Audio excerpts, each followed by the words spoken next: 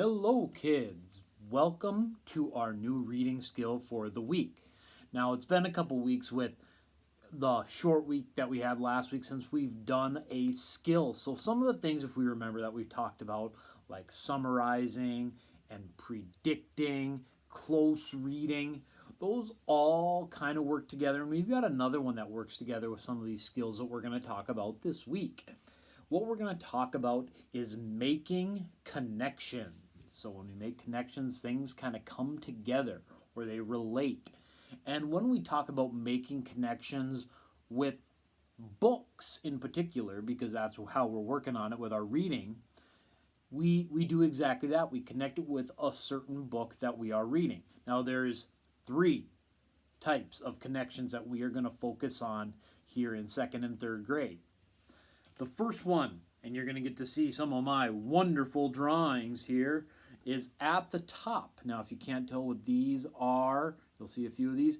These are books. So the first type of connection that we can make is called text to text or book to book. We call our books text sometimes.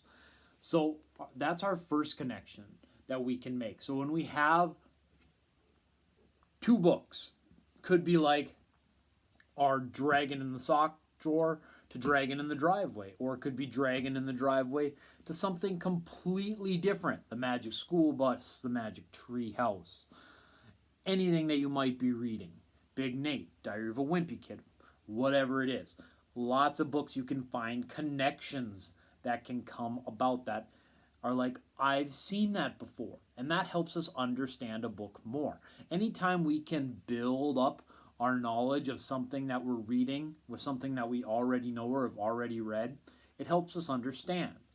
So if I think about things that have happened so far in our book Dragon in the Driveway, or even back to Dragon in the Sock Drawer, connections we can make are probably with the characters, a boy and a girl combination, some family, or even friends, because Jessie and Daisy are kind of both of that we connect with. If you've ever read a book with a pet, we know Emmy can be a dog, sometimes she can be a dragon. Now, other books might not have a changing animal, but you've probably read books with dragons before, or maybe lizards, which is close, or certainly you've probably read books where they have a dog before, and you can even make connections from their dragon pet to something as simple as like a hamster.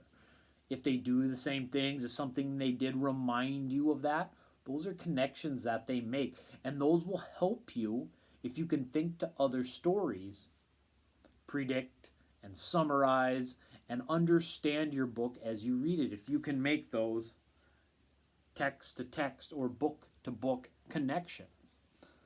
I think about one that I was thinking about is right before I made this video is Jessie and Daisy found kind of that secret door that the magic shovel dug for them at the end of the chapter with a mysterious door. We read, and I've talked about in a different video this year, The Beast of Baskerville.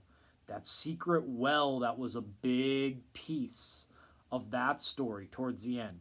And now this magical door. Those are kind of those odd, mysterious things that I kind of think about, and I make those connections from those different books that we've read so far this year. Now, our second one, to me, is one of the easiest ones that there is. We have a book or a text, and then we have a person, and that person is you. So that is text to self connection. When we have a text to self connection, that's when you are reading something and you can think about something, or it has some meaning or reminds you of something that has happened or that you have seen in your life. Now, as we think about Dragon in the Driveway, I don't know that any of you, hopefully not, have a dragon for a pet, but there are other things that could have happened. Maybe you have a friend that reminds you of Jessie or of Daisy. Maybe your parents remind you of the way that they act or have rules to Uncle Joe or Aunt Maggie. Maybe some of you guys have seen or been in the hills or the mountains, like the boys and girls in the story did where they found the Thunder Egg. I know some of you guys collect rocks, so you might be able to relate to that and make those connections and know what those geodes that Uncle Joe talks about. Those are the connections that you can make from the book to yourself. Certain events that could happen. The kids went to the college. You might be able to picture what a college campus with the buildings looks like if you've ever been to our campus that we have here in Bemidji with some of those classrooms and buildings and labs and stuff like that. That helps you create a picture and a story that doesn't have pictures, because Dragon in the Sock Drawer and Dragon in the Driveway is a chapter book. There's some machinery that shows up at the end of one of our chapters in Dragon in the Driveway. A lot of you guys probably know about some heavy duty machinery that helps move some land. I bet some of you guys, whether you knew it or not, made a connection with that or could picture what that would look like, the noises that those make, what they look like, what they can do to trees and land when you're trying to clear out for something. So that is your text to self connection. Your last one, again, is another book, a text to, if you can't tell what this is, it is the world, text to world connection. So when we are talking about text to world, that's very similar to text to self, but something that's going on in our world, something that you know is going on. And that could be something as simple as the season. If something's happening during summer and it's hot and there's mosquitoes in the story, that's something that you probably could make a connection to. The opposite, if it's winter and it's very, very cold and you have to stay inside, or there's a blizzard, or something more enjoyable like being able to go sledding.